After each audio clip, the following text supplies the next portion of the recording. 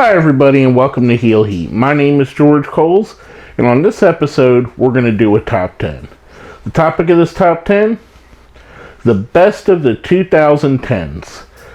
Now probably a little bit later than most people are on this, but hey, better late than never, right? Let's roll right into it with our number 10, Seth Rollins. Seth had a really good decade, going from Ring of Honor to WWE, becoming one of the main stars in WWE. Basically, him and the entire Shield planting themselves at the top of the industry, or at least at the top of WWE, and made a fantastic transition. He's kind of the guy who's kind of the Randy Orton of this generation. He's not necessarily the guy that's always going to be the top guy, but he's a guy that you could rely on to be the top guy, if that makes sense. In other words, they may be trying to push someone else, Lesnar, Reigns, but when all else fails, they can always go back to Seth Rollins, and he's a credible top guy at that spot. Now, number 9, Kevin Steen, aka Kevin Owens. I give Owens the nod over Seth just because I like him better. I think he's been more entertaining. I think his road was took a little bit longer to get to where he was. I don't quite think WWE has used him to his full potential there yet. Again, he's another guy that kind of has a start-stop push in WWE, but between that and the stuff he was doing in Ring of Honor, which was fantastic, he was absolutely one of the 3-4 best wrestlers in the world in his time in Ring of Honor. To me, I think this is one of those things where we all know how good he is, but WWE doesn't seem to want to push him to that level. And it's kind of frustrating for fans of his, and I'm a huge fan of his, to see that. It's kind of why he's this low on the list, because he, realistically, talent-wise, he should be up higher. He should be in the top 5. But I digress. Because of the issues, that's what makes him so low. Now, we already mentioned number 8. We've already mentioned one member of the Shield. Next up, our second member to hit the list, Dean Ambrose, a.k.a. Jon Moxley. Moxley, much like I just mentioned with Kevin Owens, was a guy, he came up through the Indies, through CZW, set a name for himself, became part of the Shield, got into that involvement, made a real name for himself there, headlined WWE, reached the top of WWE, became disenchanted with the company, decided to leave, and now is one of the big stars of AEW, arguably one of the top 2-3 stars they have there. Easily between him and Jericho, the two biggest name stars that they have as far as a broader audience. Ambrose / Moxley, again, much like Kevin Owens, is a guy who hadn't quite met his potential in WWE. He could have, again, just like Kevin Owens, been the face of the company, but for whatever reason, he had the same issues, the same start-stop pushing, where they would push him to the top and then pull him back. And then they would ignore him for months, and then he'd be at the top again. Unlike a guy like Seth Rollins who benefits from that, Seth Rollins is kind of more of a skeleton key where he fits any lock. I believe that Dean Ambrose is a guy that's best served when you put him in that Stone Cold type role where he's the focus or one of the focuses of the company. And he has the talent to do it. Again, I think the future is going to hold much more for Moxley. He's tied now to AEW. He's going to go he'll be remembered as far as AEW goes. So if AEW continues to be a massive success, so will Jon Moxley. Now our number 7, keeping on the AEW theme, Y2J Chris Jericho. Now, Jericho is the guy. He's a guy that has sneaked his way into the list of the greatest of all time and put himself into the conversation. He's up there with the Shawn Michaels of the world, the Ric Flairs of the world, the Randy Savages of the world. His longevity and his constant evolution of his character, coming back with something different, seemingly yearly, sometimes even monthly, has always been a highlight. He's always a guy, much like Seth Rollins before. He may not have been the focal point at all times, but whenever the point was made, whenever he was put to be the focal point, he made sure to take advantage of that and make himself a big, huge star. As big as anybody that's going to be on this list. Right now, he is the inaugural AEW champion as far as this recording goes, as while I'm recording this. So, again, he's not going to have as bright of a future as some of these guys on here because he's older. And he's probably not going to be tied to AEW as much as some of the others due to the fact that he spent almost 20 years in WWE. But I do believe he's the guy that gives the credibility to AEW to make it at least on a somewhat level playing field with WWE. Without him,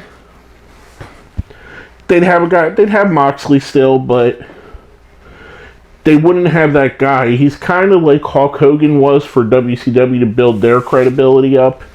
That's where Jericho is for AEW. Now, our number 6. So a wrestler that missed almost half of the decade, and that's Daniel Bryan.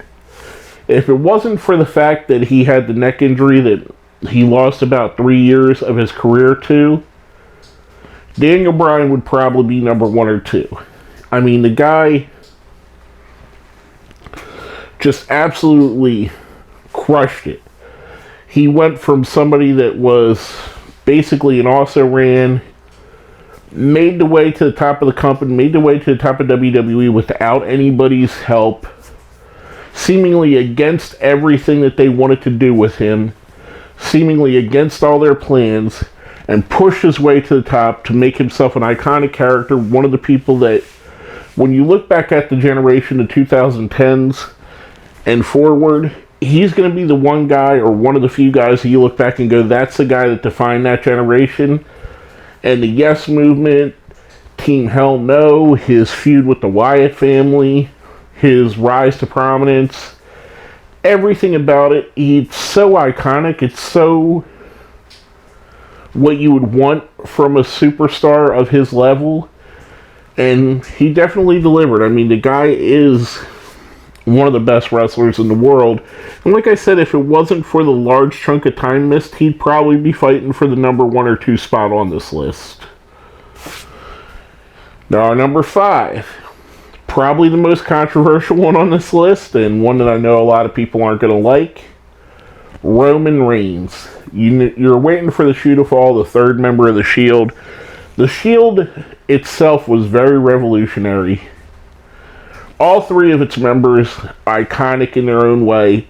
All 3 of them blue chippers, Hall of Famers.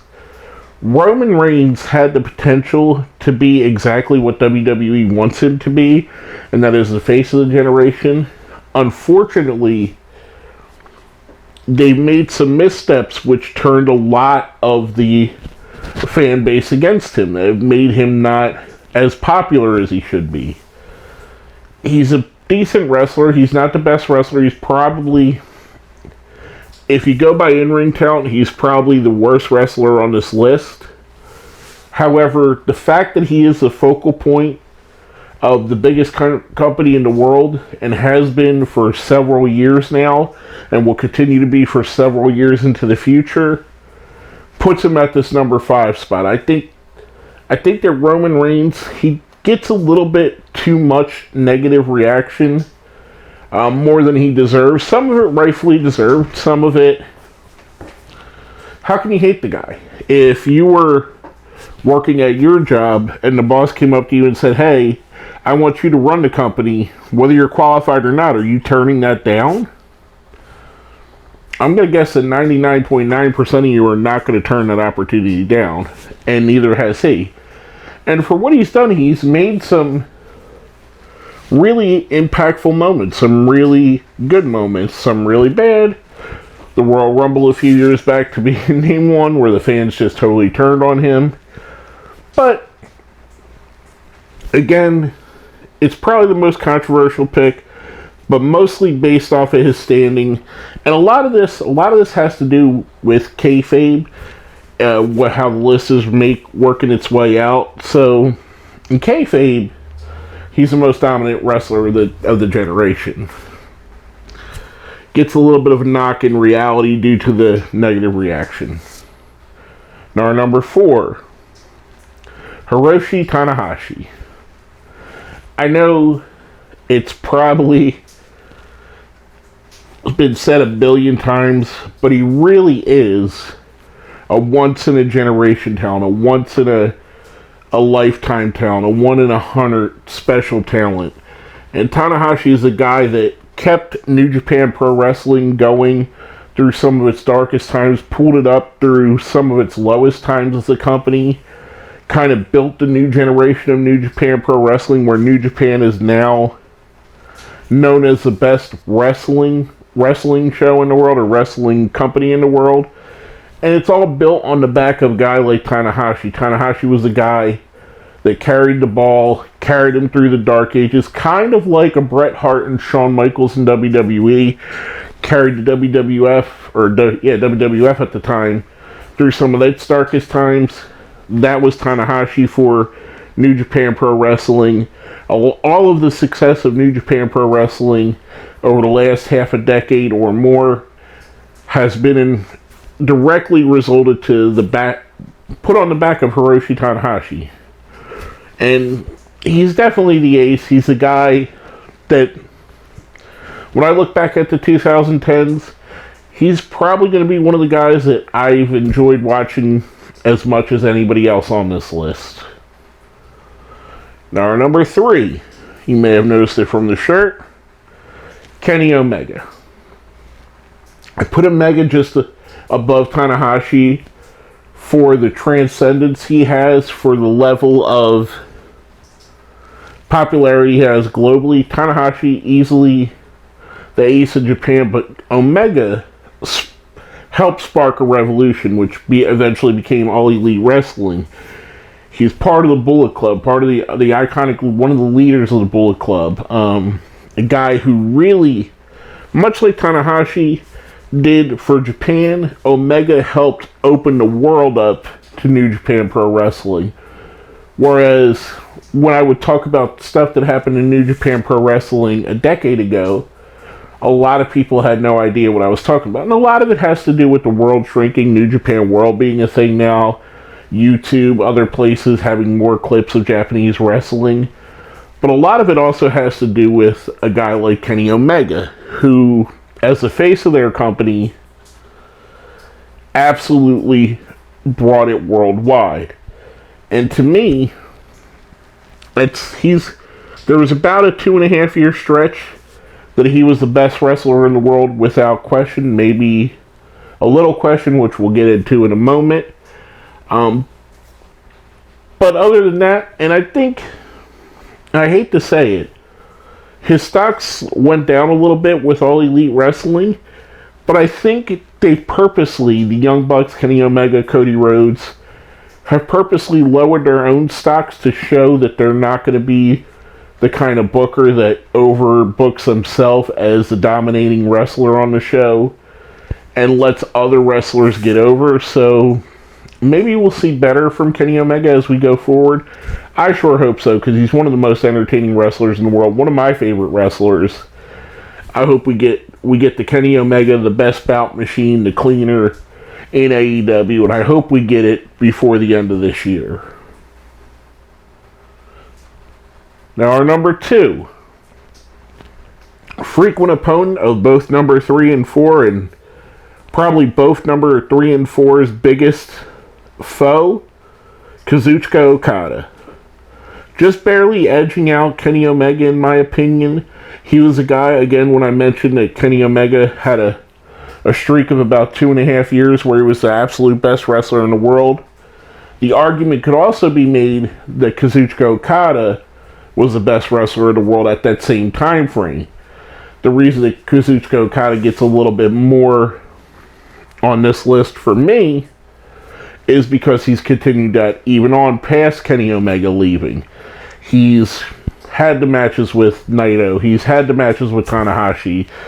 He's been the guy that New Japan put all their stocking coming from Tanahashi. He's the next ace. He's the current ace of the company. And he's the guy that's carrying it for the future, for the time being. He's going to be the guy that's basically their Hulk Hogan, their John Cena, their Steve Austin. He's the big star that they bank everything on going forward, and currently as well.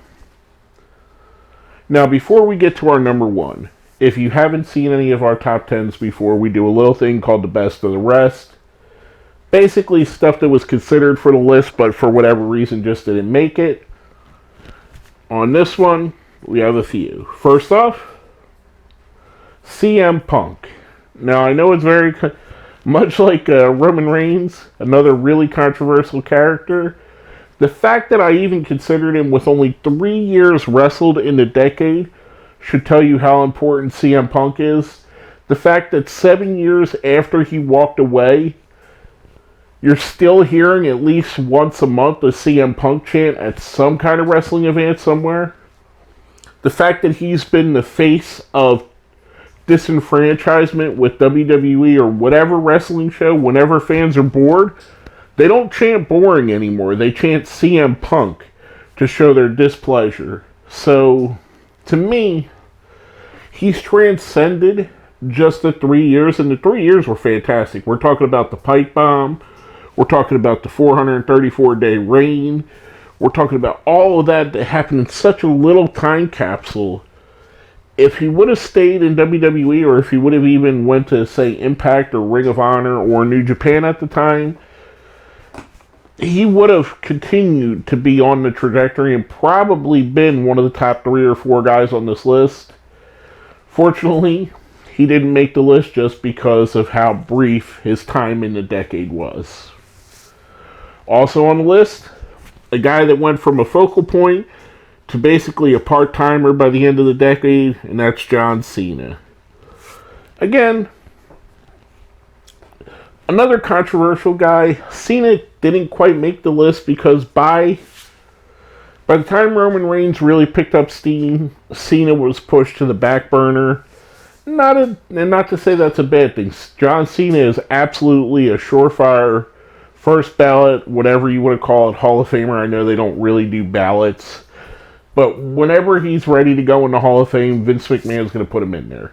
He's a guy that really was the big guy in WWE for over a decade. And the guy deserves his due. Like I said, I just find some of these wrestlers a little bit better and have had more of a focal point in that decade than he did. So to me, that's why he didn't make the list. And last but not least, on the best of the rest, a guy who I initially had in the list, and I'm going to mention this part of my process here.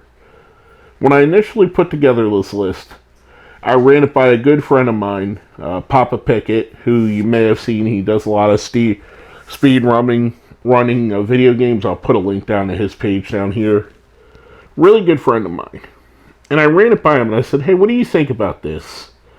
And I originally had Brock Lesnar on the list. And he said, why is Lesnar on there? I said, well, his impact, the fact that he's a draw. But he did make some great points that kind of swayed me the other way. And his points, obviously, is why I have him off of the list. The fact that the total amount of Brock Lesnar matches in the decade is probably less than 30. And probably way less than that. I'm guessing. I don't really know the actual number. The fact that he was kind of pushed down our throats leaves him off the list. Now, the reasons why I considered him in the first place is because of his impact, and is because when he is at WWE, he is pushed as the best thing to happen since sliced bread. So to me, that's why I consider him, for the reasons that Paul brought up and others That's why he didn't make the list. Basically, letting you in a little bit on the process. Now, before I go to number one, if you think I left someone off the list, if you think I put someone down too low, put someone up too high, let me know what you think. Hit me up in the comments. Let me know what your favorites, who your top 10 might be on. I'm going to say I read 99.9% of my comments. Every once in a while, I'll go in and I'll see a comment that was hidden, but I digress. I try to read every comment. I may not reply to all of them, but I do read all of them. So let me know what you think. Hit me up down here in the comment section. Last but not least, the number one wrestler for the decade of the 2010s, AJ Styles. Whether it be Impact Wrestling, TNA Wrestling, New Japan Wrestling, or WWE, AJ Styles proved that not only is he a top-tier talent in the ring, he's a guy that can be the focal point of TNA, focal point of New Japan, part of the rise of the Bullet Club, and a focal point in WWE. He's taken 3 companies and made it to the top of each company and became an integral part in everywhere he wrestled. Now, the only company he wrestled for in the 2010s that he didn't do that was Ring of Honor. And that was more because he was more of a part-time person in Ring of Honor and more scheduled for places like New Japan.